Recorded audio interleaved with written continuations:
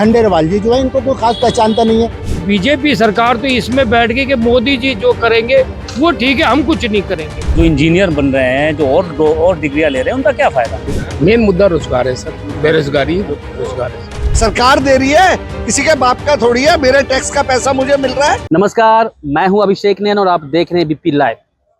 आज की चौपाल के लिए हम पहुंचे हैं दिल्ली के चांदनी चौक लोकसभा के मटिया महल जो विधानसभा है उस इलाके में पहुंचे हैं। और आप देख सकते हैं यहाँ चौपाल में कितने लोग यहाँ बैठे हुए हैं, आराम फरमा रहे हैं।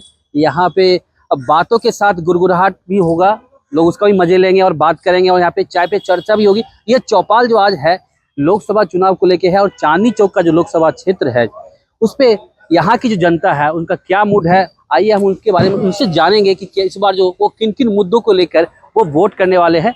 तो आइए हम चलते हैं और बात करते हैं। सबसे पहले यहाँ बैठे हैं, उनसे हम बात करते हैं। सर, क्या नाम है आपका? मेरा नाम आफाक है। सर, ये जो इलाका है मटिया महल विधानसभा लोकसभा चांदनी चौक, खंडेलवाल जी और जेपी अग्रवाल जी फाइट है। जेपी अग्रवाल जी 10 साल से लगभग जीतते आए हैं, मतलब 10 बार लोग लोकसभा के जो बन गए हैं सदस्य, और जो खंडेलवाल जी ये पहली बार चुनाव लड़ रहे हैं। तो यहाँ की जनता है, हम ये नहीं कर रहे हैं ना खंडेलवाल और जेपी अग्रवाल जी की बात करें, हम जनता किन किन मुद्दों को लेकर इस बार वोट करने वाली है और क्या क्या परेशानियां हैं इस लोकसभा क्षेत्र में। दरअसल ये है ना, इस लोकसभा क्षेत्र की जो परेशानियां हैं, मेन तो परेशानी ये है कि जहाँ जो पहले हमारे जो एमपी थे डॉक्टर हर्षवर्धन, तो वो कभी देखने को इलाके में मिले ही नहीं। कि जैसे इलाके का अपना कुछ सड़कों का काम देखना होता है या क्षेत्र का कुछ काम होता है, विकास कार्य का कुछ काम यहाँ देखने को मिला नहीं। जो यहाँ पे हमने भी देखा है कि भाई कोई काम हमने यहाँ देखा नहीं है। तो जनता जो है उस मुद्दों को लेके बात कर रही है। दूसरा ये है कि जो सेंटर से सवाल है इस चीज़ का है जनता का, कि आज के उसमें बच्चों के लिए रोज़गार नहीं है और नौकरियां नहीं है बच्चों के लिए, और जितने भी लोग रिटायर हो रहे हैं उसके बाद कोई भर्ती नहीं है सरकार के अंदर। तो आने वाली नस्ल में आने वाले 1 साल के अंदर एक नस्ल खड़ी होती है जो हमारी यूनिवर्सिटी से निकलती है, जो हमारे स्कूलों से निकलती है, तो उसको रोज़गार चाहिए। मेन समस्या जो है हमारे इंडिया में की बात कर रहा हूँ मैं आपसे, ये तो हमारी एक कॉन्स्टिट्यूंसी है, इसकी भी समस्या यही है कि यहाँ पे रोज़गार के लिए जो हमारे यंग लड़के हैं वो सड़कों पे घूमते रहते हैं, बाइकों पे इधर उधर टहलते फिरते रहते हैं। तो कोई रोज़गार का कोई वो नहीं है यहाँ पे। ना हमारे एमपी ने कभी आगे कोई ऐसा करा हो कि कहीं यहाँ पे कोई विकास कार्य में कुछ काम करने के लिए, जैसे कुछ हॉस्पिटलों में भी हैं सेंटर के हमारे, तो उसके कुछ दिखा नहीं हमारे को यहाँ पे, और कोई मतलब काम दिख नहीं रहा। अच्छा रहा इसकी ये क्या नाम है, जो ये अब जो बीजेपी के जो नए कैंडिडेट आए तो इनको तो कोई पहचानता भी नहीं है। कोई खंडेलवाल जी जो है इनको कोई खास पहचानता नहीं है। ये रहे अपने क्या नाम है एसोसिएशन में रहे अपने क्या नाम है, तो उसमें अपने इनका अलग रहा है। सोशल कुछ भी इनका कोई कैटर है नहीं यहाँ पे। और जो अग्रवाल जी जो है वो यहाँ से जुड़े हुए रहे, पहले भी रहे, एमपी रहे, यहाँ से 2 बार हारे भी 1 बार। तो शायद मुझे लगता है कि भाई वो 1% उनका जो है पब्लिक उनको चाह रही है यहाँ पे इस सीट के अंदर। बाकी जो है जनता जिसको देगी वो ही बनेगा भाई। उसके बाद जनता के पास तो ऑप्शन 2 है। एक ऑप्शन में आम आदमी पार्टी और कांग्रेस का गठबंधन है, दूसरा है एनडीए। तो अगर गठबंधन इंडिया एनडीए गठबंधन जो आम आदमी पार्टी कांग्रेस का गठबंधन है, उनके जो उम्मीदवार है यहाँ पे अग्रवाल साहब है, जेपी अग्रवाल जी है, और दूसरे अपोजिट में अगर बात करें बीजेपी का तो वो प्रवीण खंडेलवाल जी हैं। तो जनता को मैं ये नहीं कर रहा हूँ कि आप बीजेपी को वोट देंगे या कांग्रेस और आम आदमी पार्टी। हम ये चाहते हैं, ये जानना चाहते हैं कि जो परेशानियां थी आपने जो बताया, और आगे क्या सोच के आप वोट करने वाले हैं। भाई ये सोच के हम लोग वोट करेंगे कि आगे हमारे बच्चों को रोजगार मिले, और मतलब जो हमारी जो समस्या है, मेन समस्या हमारे को रोजगार की है। रोजगार, हाँ, जो मतलब ये छोटी सी बात है कि 5 किलो राशन देके बच्चे को एक टॉफी देके उसको बहला देना, वो एक हल नहीं है। राशन तो सभी सरकारें देती है ना, चाहे जो अभी मौजूदा हो या पहले हो, सभी सरकारें वही करती है ना। सरकारें तो पहले देती थी, पर इस सरकार ने तो ये सोच लिया कि 80 करोड़ जनता को हम मतलब रोजगार ना दे, राशन दे दें। तो हम तो बचपन में देखते थे, तो कांग्रेस की भी सरकार थी और सरकारें भी रही है, तो राशन कार्ड से कपड़ा मिलता था और साबुन मिलते थे, मिट्टी का तेल मिलता था जो अब नहीं मिलता, चावल मिलते थे, चीनी मिलती थी, शायद आपको भी ध्यान हो, तो हम भी देखा करते थे इस चीज को। तो आज अगर ये 5 किलो अनाज कोई ऐसी वो नहीं है कि इसमें कोई ज्यादा जनता के हित में ये सरकार सोच रही है, ऐसा कुछ मुझे लगता है। तो ऐसा कुछ नहीं है कि मतलब कोई यही मतलब सरकार इस देश के लिए सही है। दूसरी सरकार को भी आना चाहिए। आज की जो समस्या है, फिर मैं कहता हूं कि वो रोजगार की समस्या है। इस देश के अंदर सबसे बड़ी समस्या रोजगार की है इस देश में। चलिए और भी लोगों से हम बात करते हैं। इनका कहना है कि मेन जो है यहाँ पे रोजगार की बात है। सरकार बदलनी चाहिए, सरकार कोई भी आए, लेकिन रोजगार सबसे मुख्य जो इनका मुद्दा है कि रोजगार नहीं बैठी कोई बात नहीं। इनसे हम बात करेंगे। सर क्या नाम आपका? मेरा नाम मोहम्मद इशाक है जी, मैं यहीं रहता हूँ। जो ये क्षेत्र है मटिया महल विधानसभा की बात कर रहे हैं और लोकसभा चांदनी चौक है, तो यहाँ पे जो मटिया महल में मैं मौजूद हूँ, यहाँ पे मुस्लिम जो लोग हैं वो कितना परसेंट है यहाँ पे? यहाँ तकरीबन 47%। और बाकी आगे जाके थोड़ी सी कम है। बाकी इस सीट पे 47-48% है। बाकी का ये है कि देखो, हमारे जो डॉक्टर हर्षवर्धन थे पहले, उनको 2 बार जिताया पब्लिक ने, मगर वो किसी से ना तो मिलने को राजी थे, ना किसी से बात करने को राजी थे। आदमी वोटर किस लिए वोट देता है कि ये मेरा एमपी आएगा, मेरा काम सुनेगा। कोई बच्चे का अगर एडमिशन के लिए मोहर लगवाने जाएगा तो उनकी कोठी पे जाएगा, तो वो 200 रुपये तो आज जाने के देगा, 200 आने के देगा, और एक दिन खराब करेगा। वो कह रहा मैं क्यों करूं। अब ये जयप्रकाश जी हैं, अब इनके ना होने के बावजूद भी उनके 10 जगह आदमी बैठे होते हैं। कोई समस्या होती है, कहते जयप्रकाश जी को फोन करके कहो हमारा ये काम है, वो करवाते हैं। कोई ये तो है नहीं कि कोई जात का कोई जजात मांग रहा है, बिल्डिंग मांग रहा है, दुकानें मांग रहा है, ऐसा नहीं है। मगर बीजेपी सरकार तो इसमें बैठ गई कि मोदी जी जो करेंगे वो ठीक है, हम कुछ नहीं करेंगे। तो पब्लिक क्यों चाहेगी इनको? आगे से तो मेरे को लग नहीं रहा कि पूरी दिल्ली में नहीं, पूरे हिंदुस्तान में अभी इनकी 140 सीटें से ज्यादा नहीं आने वाली। वो तो 4 जून को पता चलेगा। हाँ। कि कौन किनको और कितनी सीट आएगी। लेकिन अभी जो बात हम कर रहे हैं कि इस लोकसभा क्षेत्र की बात कर रहे हैं, और आप यहाँ की जनता है, और लगातार आपकी उम्र कितनी हो गई? मेरी उम्र तकरीबन 68 साल की। 68 साल यानी कि अगर हम 18 साल छोड़ देते हैं तो 50 साल तो मान लेते हैं। हाँ। जो वोट डालते हुए आपका समय निकला, तो 50 साल और अभी में कितना अंतर हुआ? धरती आसमान का फर्क है। पहले हम बड़े सुकून में अपने कारोबार करते थे, आज हमारा कारोबार खत्म हो गया। आज हमारे पास कारोबार नहीं है। तो कारोबार सिर्फ 10 साल जो मौजूदा सरकार है, 10 साल इसी में तो खत्म हुआ है, इसी में खत्म हुआ है। आप इस कारोबार को देख लो, पब्लिक की जेब में पैसा नहीं होगा, क्या दुकान में बेचोगे? पब्लिक को पैसा मिलना चाहिए ना। आज पब्लिक को पैसा नहीं है। जहां मेरी दुकान है वहां पे जीएसटी अलग है, लोकल टैक्स अलग है, दुनिया जमाने के इनके जो लोग ऊपर से उगराई करने आते हैं वो अलग होते हैं। तो कारोबार नहीं होगे पब्लिक के पास तो पैसा कहाँ से खर्च करेगी? मैं दुकान में कोई सामान रख के बैठ जाऊंगा तो उसको पब्लिक ही तो खरीदेगी, ना कि कोई नेता खरीदेगा। पब्लिक उसकी नेता की होती है जो नेता पब्लिक को रोजगार की सोचता है।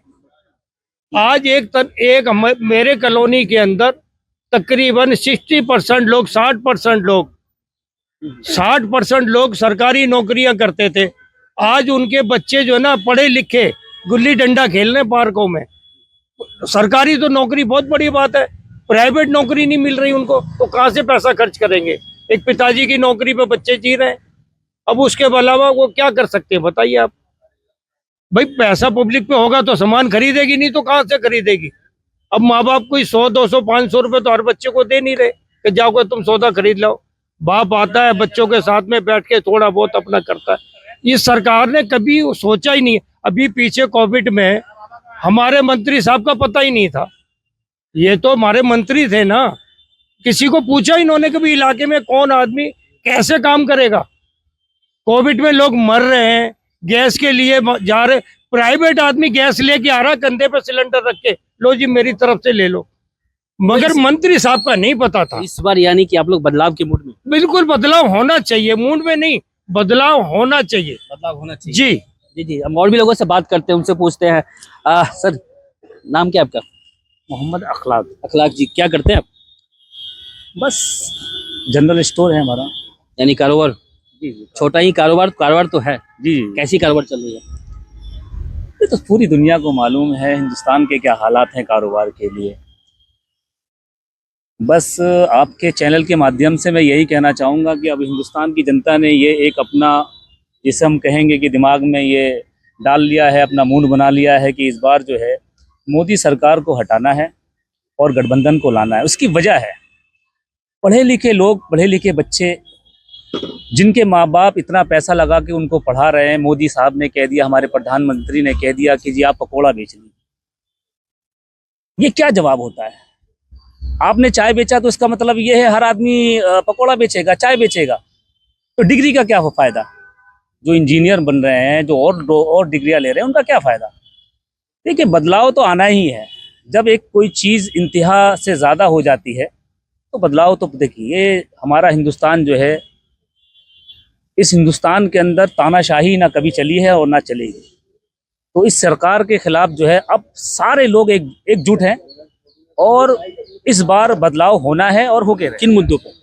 बहुत सारे मुद्दे तो इतने हैं कि पूछिए मत। अगर पहला, 5 मुद्दे अगर गिनाएं तो मैं 5 क्या, मैं सारे मुद्दे गिनवा देता हूँ। समय थोड़ा कम है। समय कम है, मैं लेकिन 2 ही 3 बोल देता हूँ।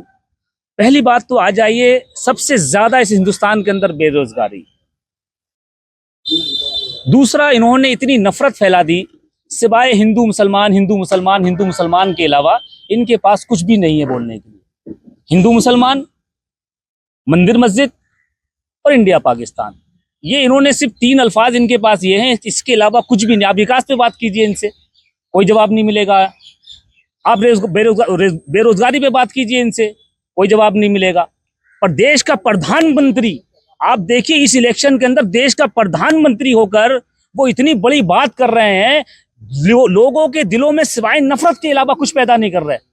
हिंदू मुसलमान हिंदू मुसलमान, आप बताइए हमारे हिंदुस्तान के अंदर एक प्लेट के अंदर क्या हिंदू मुसलमान बैठ के नहीं खाते थे? खाते थे।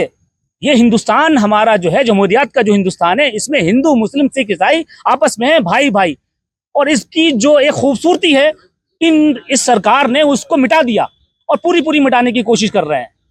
कोई देश का प्रधानमंत्री एक चैनल पर आके इस तरीके से बात कहे कि तुम्हारा मंगलसूत्र छीन लिया जाएगा, ये कितनी बड़ी बात है? आप बताइए।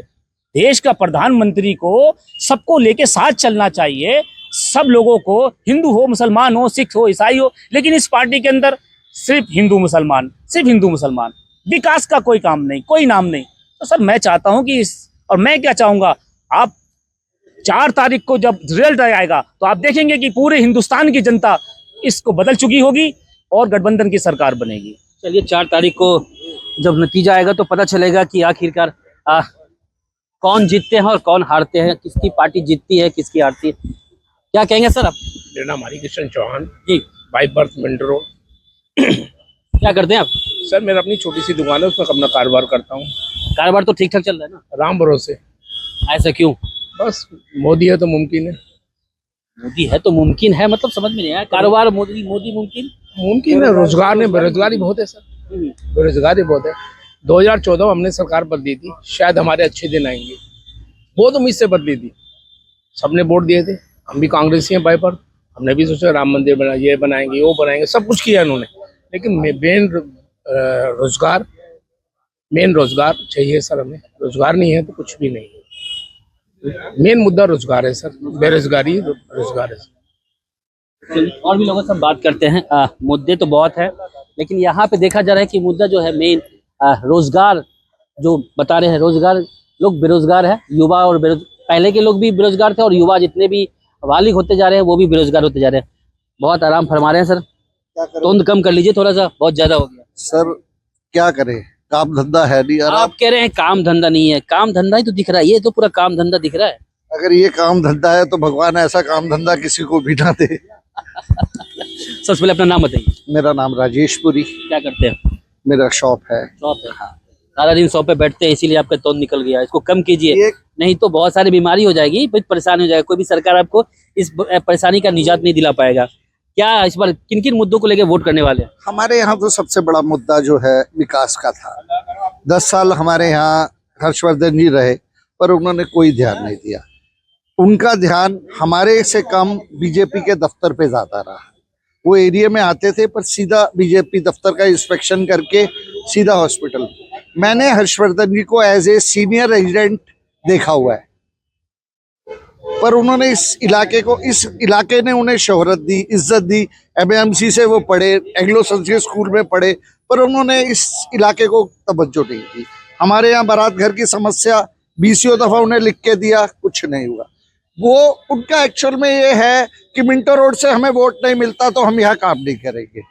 अब ये उनके दिमाग में आ गई, मटिया महल से हमें वोट नहीं मिलता, हम यहाँ काम नहीं करेंगे। वही उनका फेवरेट सब्जेक्ट है जो भाजपा का है, हिंदू मुसलमान। और यहाँ पर हम लोगों का जो है हिंदू मुसलमान यू है। आप लोग एक है और आपका आरोप है कि पार्टी यानी कि तोड़ती है। आज यहाँ पर अगर आपको 17 हिंदू मिलेंगे तो 30 मोहम्मदन मिलेंगे बैठे हुए, सब आपस में भाई। हमारे यहाँ 84 का दंगा नहीं हुआ, हमारे यहाँ 92 का दंगा नहीं हुआ, हमारे यहाँ 2006 का दंगा नहीं हुआ, हमारे यहाँ अभी 2020 का दंगा नहीं हुआ। और जो दंगा करने वाला आता है उसको उस रोड के पार ही छोड़ दिया जाता है, अंदर घुसने ही नहीं दिया जाता। नई दिल्ली से भी जो आता है उसको पार कर दिया जाता है। तो इस बार क्या बदलाव है। आप यहाँ तो छोड़ो, आप 10 कदम पे जाइए, यहाँ पर डॉक्टर्स बैठे हैं, उन्हें नौकरी नहीं मिल रही। मैंने अपने बेटे को 13 लाख रुपया खर्च करके अठन्नी की टॉफी बेच के मैंने अपने बच्चे को इंजीनियरिंग कराई है, और उसे MES में नाइट ड्यूटी मिलती है। 4 बजे जाता है, सुबह 4 बजे आता है। क्या है ये? किस रोजगार की बात कर रहे थे मोदी जी? पकौड़े तलने की? एक बच्चे को पूछ के तो देखिए, आपको पानी भी नहीं देगा वो। पकौड़ा तो बहुत दूर की बात है।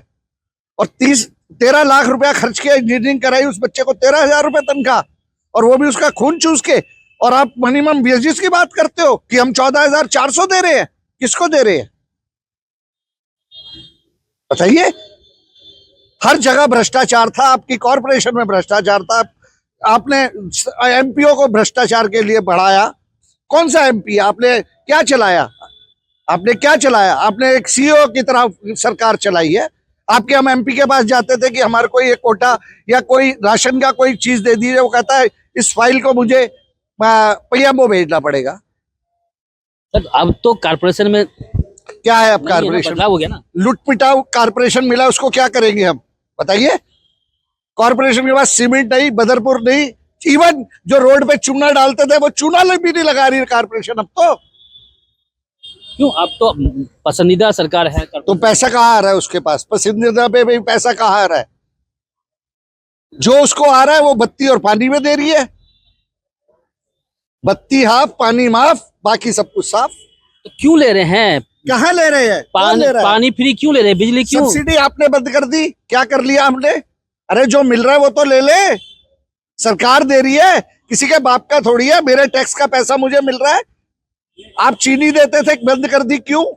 आप कह रहे हो जी 5 किलो चावल दे रहे हैं, मेरे को चीनी क्यों नहीं मिलेगी 13 रुपए जब मैं टैक्स भर रहा हूं? लाभार्थी बनाओगे आप। जो टैक्सार्थी है उनका क्या है आप बताइए ना? आप भी तो टैक्स भरते हैं, आपको 13 रुपए किलो चीनी क्यों नहीं मिलनी चाहिए? हमारे यहाँ टैक्स का पैसा किसी और को क्यों मिले? अगर देश के कल्याण में हो तो ठीक है ना, पेट भरने के लिए उसे रोजी दो ना। आप मनरेगा का ढंडोरा पीट रहे हो कि 250 रुपए में मैं मंगा रख। अरे उसकी बढ़ाओ। जो दिल्ली में आएगा वो दिल्ली में काम करेगा, ढंग से करेगा, चोर बाजारी थोड़ी करेगा। मेट्रो में चढ़ोगे पर्स कटेगा, जेब में कटोगे, हर जगह पर्स कटेगा। अगर रोजगार होगा तो वो क्यों काटेगा? यानी कि आपकी जो मेन मुद्दा है इस पर वोटिंग का, रोजगार है। अभी जितने लोगों से मैंने बात किया रोजगार की बात, रोजगार और साक्षरता। पढ़ाई के लिए आप क्या है? आपने स्कूल बंद करते जा रहे हो। कॉर्पोरेशन में आपके स्कूलों की हालत देखिए। यानी कि आप लोग बदलाव के मूड में। बिल्कुल। और भी लोग यहाँ पे मौजूद है, उनसे भी कम शब्दों में बात करेंगे क्योंकि समय बहुत कम है। क्या नाम है आपका? अरे श्रीमान, मेरा नाम राकेश गुप्ता। क्या करते हैं आप? छोटा मोटा टेलर की दुकान है। कोई बात नहीं। इस बार आप लोग वोट करने वाले हैं? आप वोट करेंगे, जरूर करेंगे। किन किन मुद्दों को लेके वोट करेंगे, क्या सोच रहे हैं? खाली बैठे हुए हैं, देख लो। अब यहाँ ग्राउंड में आके काम धंधा नहीं है। काम धंधा होता तो अपनी दुकान पे होते। इसलिए जो है इस दफा चेंज करेंगे और इस चीज से मुक्ति पाएंगे। बदलाव। बदलाव। चलिए और लोगों से बात करते हैं। क्या करते हैं सिमन, क्या नाम है आपका? मेरा नाम निक्की है, मैं गवर्नमेंट सर्वेंट हूँ, किसमें? दिल्ली गवर्नमेंट में। नहीं, दिल्ली गवर्नमेंट में कहाँ? एमसीडी में है या पीडब्ल्यूडी में है? हॉस्पिटल के हॉस्पिटल की आप क्या स्थिति बनी है हॉस्पिटल की अभी? हॉस्पिटलों की स्थिति तो सबके सामने है, जनता जो जाती है पता चल जाता है जनता को। कहने को तो बहुत कुछ है हॉस्पिटलों के अंदर, लेकिन ना किसी को वेंटिलेटर मिलता है, ना दवाइयाँ टाइम से मिलती हैं। सबको पता है इस बात का, जो हम हेल्थ एम्प्लॉई हैं वहाँ पे काम करते हैं, हमारे लिए हेल्थ फैसिलिटी नहीं है। तो अब जो हम सबके सब सोच रहे हैं कि भाई किस किन मुद्दों पे बात करें। मुद्दे तो बहुत सारे हैं सरकार के खिलाफ। बेरोजगारी सबसे बड़ा मुद्दा है आज की डेट में, और उसके बाद फिर आप देखें तो महंगाई। अगर आप नॉर्मली हॉस्पिटल की बात कर रहे हैं, दिल्ली की बात करें, तो उसमें दिल्ली सरकार है, यानी कि आम आदमी पार्टी की सरकार है। तो मौजूदा जो अभी जो चुनाव हो रहा है वो तो केंद्र के लिए हो रहा है। बिल्कुल सही बात। इसमें दिल्ली की अब बात करें तो उसमें केंद्र कितना हस्तक्षेप करेगा दिल्ली की सरकार? जो सारी फाइलें जाती हैं यहाँ से बन के वो एलजी हाउस जाती हैं, एलजी साहब सारी फाइलें रोक लेते हैं दिल्ली गवर्नमेंट की। और हम तो चलो ठीक है, दिल्ली गवर्नमेंट काम नहीं करते, एलजी साहब ही ऑर्डर कर दे। अस्पतालों में कितनी पोस्टें खाली पड़ी हैं, आउटसोर्स कर रखा है। आउटसोर्स के अंदर देख लीजिए क्या हाल है। आप एक मेरे साथ अगर आप चाहो तो अभी कैमरा लेके चल देते हैं, अस्पतालों के अंदर क्या हाल है ये सबको मालूम है। कहने को तो बहुत सारा आदमी रखा हुआ अस्पताल के अंदर काम करने के लिए, लेकिन आपका अगर पेशेंट आ जाएगा तो उसको उठाने के लिए आपका रिश्तेदारी चाहिए साथ में। ऐसा क्यों? हॉस्पिटलों में अगर प्राइवेट में जाते हैं तो फटाफट फटाफट सारे काम हो जाते हैं। दिल्ली गवर्नमेंट के अंदर जितने भी हॉस्पिटल हैं या सेंट्रल गवर्नमेंट के अंदर मानूं, मैं दिल्ली गवर्नमेंट की बात भी क्या करूं, मैं सेंट्रल गवर्नमेंट की मानता हूं, क्योंकि मेरे एसोसिएशन सेंट्रल गवर्नमेंट से भी हैं। तो जितना भी अस्पताल के अंदर जो आदमी आ रहा है वो सिर्फ लाचार और मजबूर है, वो सिर्फ जाके बेचारा मरने के लिए मजबूर है। उसको ना तो वेंटिलेटर मिलेगा टाइम से, ना ढंग से उसकी फैसिलिटी, सारी की सारी कुछ नहीं है उसके ऊपर फैसिलिटी। आज तो देखा जाए तो एलडी साहब सारी फाइलें रोक के बैठ जाते दिल्ली गवर्नमेंट की। जी, तो क्या इस बार बदलाव के मूड में है या बिल्कुल बदलाव के मूड में हमने सोच रखा है कि जहाँ जहाँ केजरीवाल जी और कांग्रेस की जो कैंडिडेट होंगे उनको हम सपोर्ट करेंगे। मोदी जी का 10 साल का राज हमने देख लिया, 10 साल के अंदर कोई चेंज नहीं है। वो कहते हैं जी एक बार और फिर मोदी सरकार, तो मोदी सरकार क्या देगी? बेरोजगारी तो दे रखी है पहले से, महंगाई दे रखी है, अस्पतालों में सारी पोस्टें खाली पड़ी है, पेंशन नहीं दे रहे। अपनी तो पेंशन 3-3 4-4 इनको चाहिए, लेकिन दूसरों को लिए पेंशन नहीं देना चाहते। ऐसा क्यों? हम तो मोदी जी से कई बार लिख के भी बोल चुके हैं कि मोदी जी आपको तो पेंशन नहीं चाहिए, ठीक है, आपके साथ तो बहुत सारे लोग हैं, प्रधानमंत्री की पेंशन मिलेगी, कहीं और की पेंशन मिलेगी, लेकिन हमारे सरकारी कर्मचारियों को लिए क्या पेंशन नहीं दे रहे आप? जबकि हमारा कंट्रीब्यूशन होता है उसके अंदर। ना रोजगार देना चाहते, ना पेंशन देना चाहते, महंगाई पे कम नहीं कर रहे। कांग्रेस के राज में 350 रुपए का सिलेंडर था, कांग्रेस के राज में 350 का सिलेंडर था, और आज देखिए सिलेंडर 1100 रुपए का है। फिर मोदी जी ने 200 रुपए कम कर दिए। अच्छी बात है भाई, 200 रुपए कम कर दिए। अब ये इलेक्शन होगा तो कहेंगे जी इलेक्शन के अंदर इतना खर्चा हो गया, ये हो गया। अब यही सिलेंडर मेरे को लग रहा है 1400-1500 का मिलना स्टार्ट हो जाएगा। तो क्यों हम मोदी जी को क्यों बार बार ढोना है? मोदी जी को हमने सोचा नहीं कि ढोएंगे। इस बार हमने तो सोच रखा है या तो कांग्रेस को, या कांग्रेस के जो समर्थित उम्मीदवार होंगे, चाहे वो आम आदमी पार्टी के, उन सबको वोट देने की कोशिश करेंगे सरकारी कर्मचारी। इस बार क्या लगता है जो कांग्रेस और आम आदमी पार्टी का जो गठबंधन हुआ उससे लोग खुश है? क्या उनको वोट मिलेगा? वो तो आपको जो है 4 जून को पता चल जाएगा, तो वोट मिलेंगे कि नहीं मिलेंगे। 4 जून को पता चल जाएगा। दिल्ली की मेरे ख्याल से नहीं तो 7 की 7 सीटें जीतेगा गठबंधन के। और कन्हैया कुमार जी का आपको पता कितना चलता है, हमारे जयप्रकाश अग्रवाल जी मिंटो रोड से वो नंबर 1 पे चल रहे हैं, क्योंकि पुराने आदमी हैं, जनता के मुद्दे उठाते रहे हैं, उनको किसी चीज का लालच थोड़ी था। हम सभी ने बोला कि मैंने कहा आप आइए, आपने हमारी सरकारी कर्मचारियों की आवाज उठाई हमेशा, इस बार भी आप उठाइए। तो वो मूड में नहीं थे लड़ने के, लेकिन हम सबने रिक्वेस्ट किया है, तो हमारा फर्ज भी बनता है जब उनको अपने रिक्वेस्ट करके लड़ा रहे हैं तो उनको हम जिताने की कोशिश भी करेंगे। जितने सरकारी कर्मचारी हैं यहाँ पे मिंटो रोड में, वो सारे के सारे, तो मैं नहीं कहता कि 100% देंगे, लेकिन 85-90% मैं वही कहना चाह रहा हूँ। आपने कहा, बहुत अच्छी बात आपने कहा। हम चाहते हैं, एबीपी लाइव अब टीम चाहती है कि आप लोग कुछ भी किन्हीं को भी वोट कीजिए, लेकिन घर से निकल के वोट कीजिए, और वोट करने के साथ साथ करवाइए। जो लोग घर में बैठे होते हैं उन्हें भी वोट करने के लिए प्रोत्साहित कीजिए, समझाइए, और बाहर लेके पोलिंग बूथ पे लेके जाइए। देखिए, मैं आरडब्ल्यू का भी जनरल सेक्रेटरी हूँ पिछले 30 साल से, मेरी मौलाना मेडिकल कॉलेज का, वहाँ पे यूनियन का भी जनरल सेक्रेटरी रहा मैं पिछले 28-27 साल से।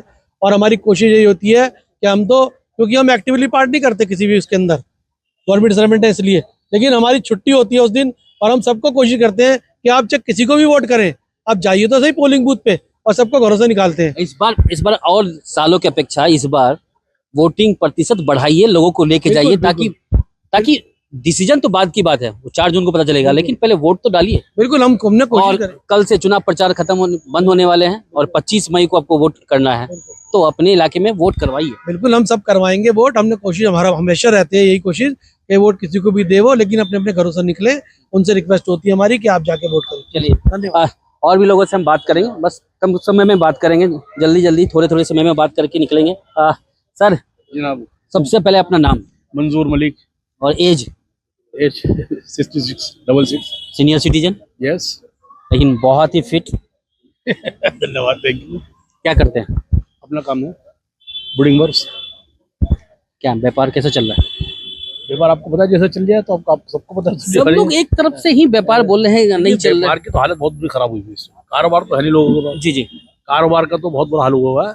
ये है कि ऊपर वाले ने रिज़्क का वादा किया, दे रही है वो, लेकिन जो बात होनी चाहिए वो नहीं है कारोबार। इस टाइम सबसे बड़ा मसला व्यापार का ही है। आदमी का व्यापार उठता है तो सब कुछ होता है। व्यापार होगा तो एजुकेशन भी आएगी, व्यापार होगा तो आपको इलाके में विकास भी होता हुआ नजर आएगा। जब व्यापार नहीं होता तो हर आदमी रोजगार के पीछे भाग रहे हैं, रोजगार है नहीं इसके मार्केट के अंदर। महंगाई ने कमर तोड़ कर रख दी है। आप देखिएगा, आज से 10 साल पहले ये जो गैस का सिलेंडर 400 रुपए का था, जिसको स्मृति ईरानी कंधे में लिए फिरती थी, आज वो सिलेंडर 1100 रुपए का है। आज क्या है वो स्मृति ईरानी जो अपने आपको, तो महंगाई की कमर तोड़ महंगाई हो रही है। इसके अंदर व्यापार क्या करेगा? व्यापारी तो परेशान है ही। अब ये व्यापार खुले, व्यापार हो, ये सरकार बदलने के बाद कुछ चेंज आ जाए, देखते हैं क्या होता है। क्या करते हैं और क्या नाम आपका? हाँ, मेरा नाम YS गांधी है जी। मैं कांग्रेस पार्टी का कार्यकर्ता हूँ। अच्छा, कार्य करते हैं आप? एक कार्यकर्ता हूँ और भारत जोड़ो यात्रा 4480 किलोमीटर में भारत यात्री हूँ और 6700 किलोमीटर में भारत जोड़ो न्याय यात्रा का योद्धा हूँ, जो कि राहुल गांधी के साथ पूरी कन्याकुमारी से लेके कश्मीर तक जो यात्रा हुई है, पैदल यात्रा, तो उस पैदल यात्रा में देश की स्थिति यानी कि बेरोजगारों की समस्या और देश की इकोनॉमी की समस्या और अपने नारी का अन्याय और किसानों को कितना अन्याय हो रहा है, तो बिजनेसमैन को कितना अन्याय हो रहा है। सो देश की इकोनॉमी क्यों गिर चुकी है, सो देश के प्रधानमंत्री फिर भी झूठ क्यों बोलते हैं। सो ऐसे कई लोग, हिंदुस्तान के लाखों करोड़ों लोग राहुल गांधी को मिलने के लिए आए रास्ते पे, जब तक कि 4480 किलोमीटर चले तक। तो क्या लगता है जो पदयात्रा उन्होंने किया है उससे इस बार कुछ फायदा होने वाला है? देखिए, पदयात्रा में अगर पदयात्रा सेल्फ की होती, यहाँ तो आपने गठबंधन किया है ना, गठबंधन के अनुसार आप दिल्ली की बात कर रहे हैं, 7 सीट की बात कर रहे हैं, 7 लोकसभा सीटें, देश की भी बात कर रहे हैं, लेकिन क्या लगता है उस पदयात्रा से फायदा होगा? क्योंकि यहाँ आम आदमी जिसके अगेंस्ट आप खड़े थे, आज उसी के साथ आप खड़े होके चुनाव लड़ रहे हैं। देखिए, वो अलायंस तो इंडिया गठबंधन की बात अलग है, दिल्ली की बात अलग है, लेकिन जहां पर भी भारत जोड़ो यात्रा राहुल गांधी ने की है, जहां पर भी कदम रखा है राहुल गांधी जी ने, जब कर्नाटक में इलेक्शन हुआ है, कर्नाटक में हम 224 सीटों में 135 सीट जीत चुके हैं। In the same way Telangana में भी भारत जोड़ो यात्रा हुई, वहां भी राहुल गांधी पहुंचे हैं। सो 29 दिन हो उस इलाके में यात्रा करी है। सो वहां पर भी हम आउट ऑफ 119 में 64-65 सीट जीत चुके हैं। तो हमको ये भरोसा है कि ये भारत जोड़ो यात्रा में जो लोगों की तकलीफ जो सुनी है, उस तकलीफों को, इस नफरत को हम खत्म करने के लिए हम ये 2024 में तो किसी भी हालत से कांग्रेस गठबंधन सरकार जीत रही है। मुख्य बात एक है, आप दिल्ली के बारे में पूछे हैं, दिल्ली के 7 सीट इंडिया गठबंधन के हैं, यानी कि आम आदमी के 4 हैं और हमारे कांग्रेस के 3 हैं। वो कंप्लीटली 7 के 7 ऐसी बम्पर मेजोरिटी से हम जीतने वाले हैं। यही रिजल्ट हिंदुस्तान के हर राज्य में इसी तरह का परसेंटेज आपको दिखाई देगा।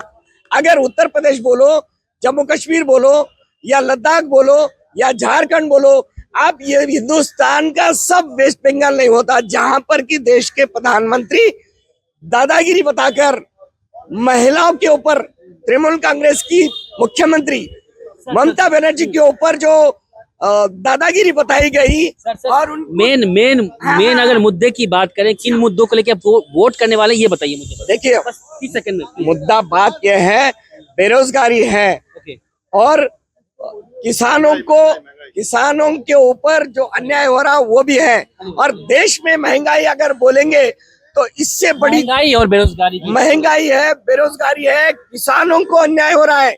किसानों के काले तीन के कानून के समय इस हिंदुस्तान के अन्नदाता को जो देश के प्रधानमंत्री भारतीय जनता पार्टी आरएसएस ने जो तकलीफ दी है कि वो हिंदुस्तान का किसान अन्नदाता वो भूल नहीं सकता, तभी सरकार सस्पेंड होने वाली थी। और भी लोगों से बात करेंगे। सर, इस बार आप वोट करने वाले हैं, किन मुद्दों को लेकर, कम शब्दों में बात करें? महंगाई और बेरोजगारी के ऊपर। महंगाई और बेरोजगारी, तो क्या लगता है इस बार क्या करने वाले हैं आप?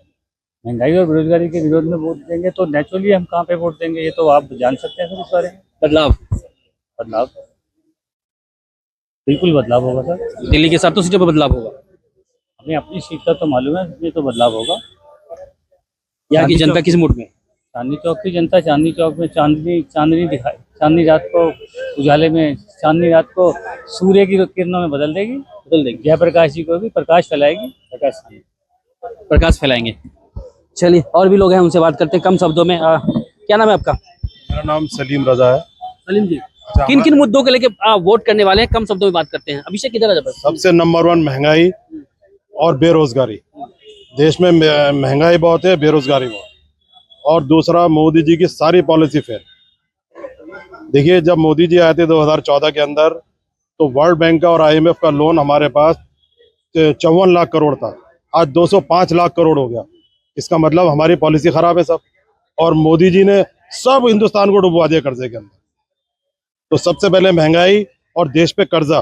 देखिए, देश पे कर्जा होगा तो हम लोग पे कर्जा होगा, तो देश पे कर्जा और मोदी जी की नीतियां सबसे बेकार, जिससे महंगाई बढ़ रही है। महंगाई और अनएम्प्लॉयमेंट सबसे मेन थिंग यही है। बेरोजगारी और महंगाई दो बड़ी चीज है। इस बार बदलाव को लेके ना, बिल्कुल, ज्यादा देर तक रोटी अगर एक तरफ रहती है तो वो जल जाती है। काफी अच्छा बोला। यदि उसको पलटेंगे नहीं तो वो रोटी जल जाएगी। और अब 10 साल बहुत देख लिया पब्लिक ने। 10 साल के अंदर सारा, देखिए अभी आपने देखा होगा पिछले प्रवक्ताओं ने कहा, गैस सिलेंडर, पानी, बिजली, सारी चीज महंगी। दूध उस टाइम 30 रुपए किलो था, आज दूध 70 रुपए किलो है। दाल 50 थी, आज दाल जो है 200 रुपए किलो है। राशन की यही पोजीशन, हर सरकार राशन बढ़ती थी, हर सरकार। मोदी जी डंडोरा पीट रहा है, 80 करोड़ लोगों को दे रहा है। अरे 80 करोड़ लोगों को भिखारी बना दिया आपने। कांग्रेस नहीं पीटती थी, कांग्रेस ने सन 47 से दिया और अभी तक दिया, और मोदी जी डंडोरा पीट रहा है। और सबसे बड़ी मेन बात बोल रहा हूँ, मोदी जी जो है हिंदू मुसलमान कर रहा है। मैं मुस्लिम हूँ, हमारी कोई पार्टी नहीं है। मोदी जी हमें टारगेट क्यों कर रहे हैं? मेरी हाथ जोड़ के निवेदन है मोदी जी से कि हमें टारगेट ना किया जाए। मोदी जी, हाथ जोड़ के निवेदन है कि हमारी कोई पार्टी नहीं है, कुछ नहीं है, हमारी हाथ जोड़ के निवेदन है मोदी जी, हम आपसे चुनाव थोड़ी लड़ रहे हैं। आप पार्टियों से कीजिए, जिससे गठबंधन जिससे लड़ रहे हैं आप उनसे कीजिए। अरे हम पे क्यों टारगेट कर रहे हो? हम गरीब मजदूर हैं, मुसलमान गरीब मजदूर है। अरे हिंदू मुसलमान, अरे मुसलमान ने क्या बिगाड़ा है तुम्हारा? जो मुसलमान आज हमें घुसपैठिया कहते हैं मोदी जी। बताइए, देश में हमारी नस्लें 400-500 साल से हम रह रहे हैं, और आज ये पहले ऐसे प्राइम मिनिस्टर हैं। अटल बिहारी वाजपेयी को किसी ने नहीं कहा, दूसरे और भी रहे, किसी ने नहीं कहा। आज नरेंद्र मोदी हमें आके कहते। तो मोदी जी, हाथ जोड़ के आपसे गुजारिश है कि हमसे चुनाव मत लड़िए। कांग्रेस को आप कुछ भी कहिए, आम आदमी को कहिए, अरे भाई मुसलमानों ने क्या बिगाड़ा है आपका? हमने आपकी सरकार बनवाई थी, आज हमें गाली में कराओ आप। यानी इनका कहना है कि आप व्यक्ति विशेष को टारगेट ना करें, आप पार्टी को टारगेट करें, क्योंकि आप चुनाव लड़ते हैं तो पार्टी से बात करें। और भी लोगों से हम बात करेंगे, चेयर लेके चल रहे हैं साथ में, क्योंकि बैठना पड़ेगा। यहाँ पे और भी लोग हैं। क्या नाम है सर आपका? आसिफ क्या करते हैं? जॉब करते हैं। किन मुद्दों पर लेके वोट करने वाले हैं इस बार? आज सबसे बड़ा मुद्दा है बेरोजगारी और कम शब्दों में महंगाई और बेरोजगारी।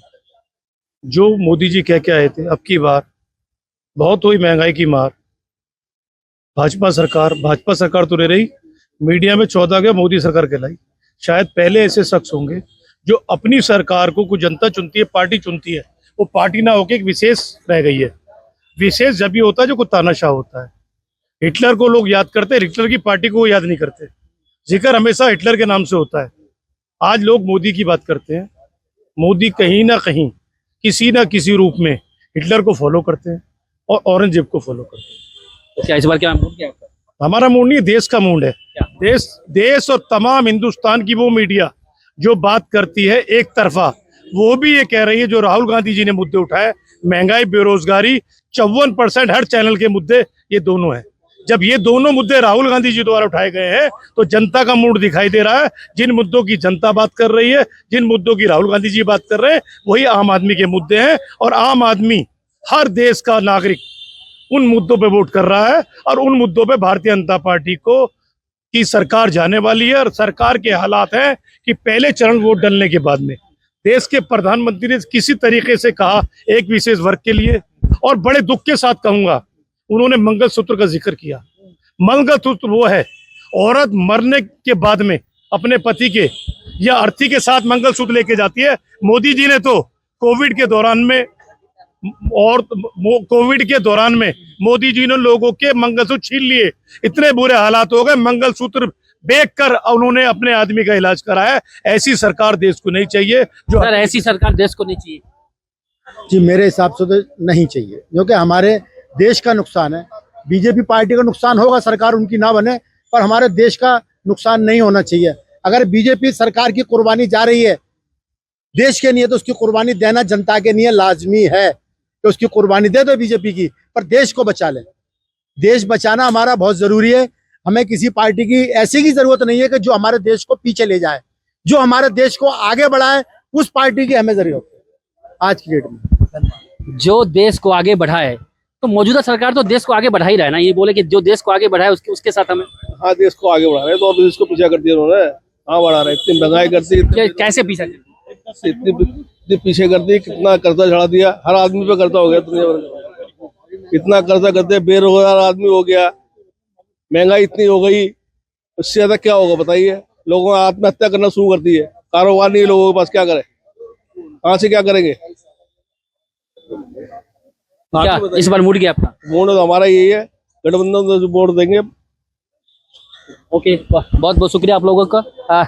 यहाँ पे तो आपने देखा कि आज के चौपाल में हमने बात किया कि जो लोकसभा चुनाव है, यहाँ जो मैं मौजूद हूँ, ये चांदनी चौक का इलाका और ये मटिया महल विधानसभा में, और यहाँ मैं मौजूद हूँ। यहाँ पे लगभग दर्जनों लोग यहाँ पे मौजूद थे, बड़े बुजुर्ग और गणमान्य, पढ़े लिखे, बिजनेसमैन, व्यापारी, सभी लोग यहाँ पर थे। उन्होंने साफ तौर पे कहा है कि जो सरकार, मौजूदा सरकार है, वो उसको बदलना चाहते हैं, क्योंकि महंगाई और बेरोजगारी बहुत ज़्यादा है, यानी चरम पे जा चुकी है। इसलिए बदलाव बहुत जरूरी है और देखना होगा कि 4 जून को कि आखिरकार किसकी सरकार बनती है। अभिषेक नैन, एबीपी लाइव, दिल्ली।